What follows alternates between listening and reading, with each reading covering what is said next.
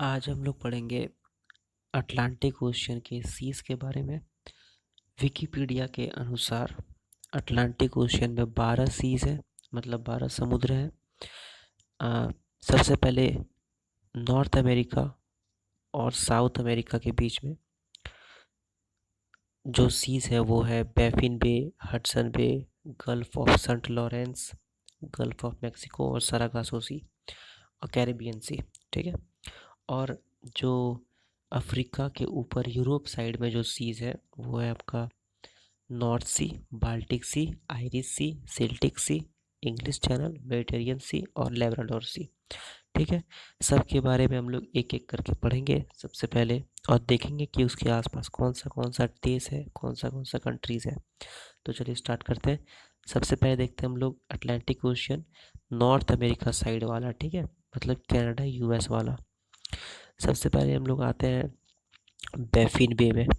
ये है बैफिन बे, और इसके बगल में पड़ता है आपका ग्रीनलैंड, और इस साइड में पड़ता है आपका कनाडा। ठीक है। पंजाबी लोग इसको कन्नाडा बोलता है। ठीक है। सेकंड नंबर पे आता है हडसन बे। ये है आपका हडसन बे, ये सोलली कनाडा में पड़ता है, कनाडा का ही बे है हडसन बे। ठीक है।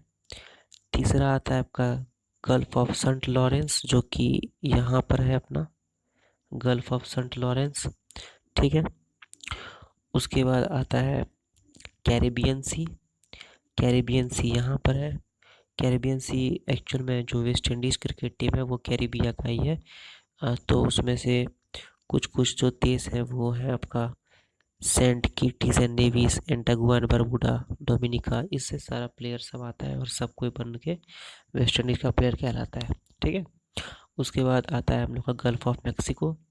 Gulf of Mexico, gulf of Mexico ये आता है आपका मैक्सिको और यूएस के बीच में। तो ऊपर पड़ता है यूएस, यूनाइटेड स्टेट्स, और वेस्ट में पड़ता है मैक्सिको, और नीचे बहुत सारा कंट्रीज है इसका। ठीक है। जैसे होंडुरस हो गया, ग्वाटामाला हो गया, बहुत सारा छोटा छोटा कंट्रीज है जो कि मिल करके गल्फ ऑफ मैक्सिको को बनाता है। ठीक है। उसके बाद अ, बस इतना ही है। इधर नॉर्थ अमेरिका साइड और साउथ अमेरिका के बीच में इतना सारा सीज है, मतलब 6 सीज है, 5 सीज है, 5 समुद्र है अटलांटिक ओशन में। ठीक है। अब हम लोग देखते हैं अ, कि यूरोप साइड में कितना सी है। चलिए शुरू करते हैं। सबसे पहले हम लोग देखते हैं नॉर्थ सी। नॉर्थ सी, ये नॉर्थ सी के वेस्ट में पड़ता है यूके, और ऊपर में पड़ता है नॉर्वे। इस साइड है स्टॉक स्वीडन स्वीडन और इस साइड है जर्मनी, यहाँ पर है नीदरलैंड्स, नीचे है बेल्जियम, फ्रांस। ठीक है। तो बहुत सारा देश है इसके अगल बगल। उसके बाद आता है हम लोग का बाल्टिक सी। ये रहा आपका बाल्टिक सी। ये रहा बाल्टिक सी, इसके वेस्ट में पड़ता है स्वीडन, ऊपर पड़ता है फिनलैंड, बगल में एस्टोनिया, लैटविया, लिथुआनिया, बेलारूस तो दूर पड़ गया, ये आपका पोलैंड। ठीक है।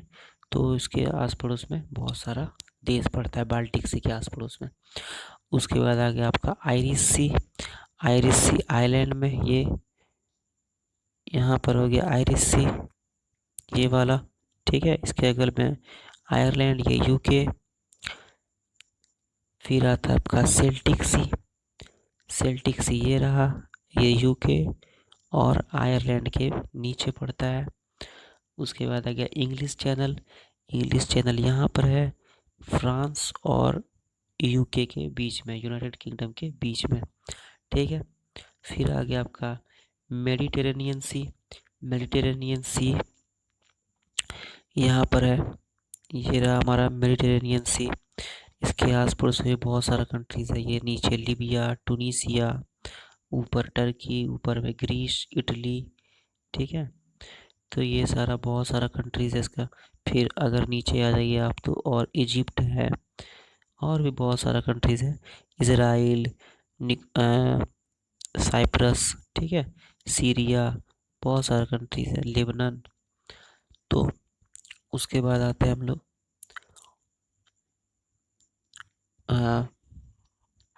बस इतना ही है। तो ये थे हम लोग का 12, जो हम लोग का सी था वो हम लोग का 12 सी यही था, ठीक है, जो कि अटलांटिक ओशन में मिलता है। तो नॉर्मली ये कहाँ पर है, ये नॉर्मली है इस एरिया में, मतलब कि यूरोप साइड में, और यूरोप साइड में, और है ये यहाँ पर इस एरिया में, ठीक है।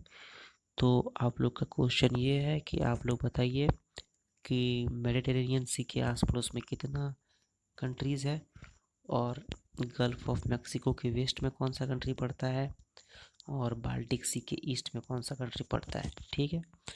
चलिए बस आज का वीडियो इतना ही, चलिए थैंक यू।